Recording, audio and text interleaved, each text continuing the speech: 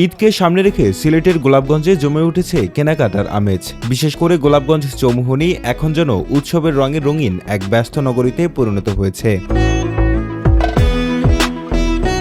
সন্ধ্যা নামলেই চারিদিকে বর্ণিল আলোর ঝলকানি, আর ক্রেতাদের কোলাহলে মুখর হয়ে উঠছে পুরো এলাকা। সরেজমিনে চৌমুহনী ঘুরে দেখা গেছে ঈদকে ঘিরে এখানকার প্রায় সবগুলো শপিং মল ও মার্কেটকে সাজানো হয়েছে রঙিন আলোকসজ্জায়।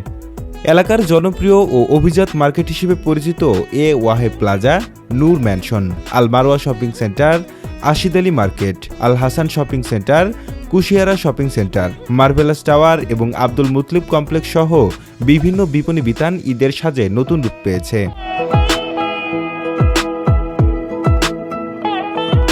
ঈদের আর মাত্র কয়েকদিন বাকি থাকায় এখন থেকেই শুরু হয়েছে জমজমাট কেনাকাটা। ছোট বড়, ধনী গরিব সব শ্রেণীর মানুষ নিজ নিজ সামর্থ্য অনুযায়ী ছুটছেন মার্কেট ও শপিং মলগুলোতে। কেউ খুঁজছেন নিজের পছন্দের পোশাক, আবার কেউ পরিবারের সদস্যের জন্য কিনছেন ঈদের উপহার। সব মিলিয়ে পবিত্র ঈদ উল ফিতরকে সামনে রেখে গোলাপগঞ্জ চৌমুহনী এখন এক প্রাণচঞ্চল কেনাকাটার কেন্দ্র।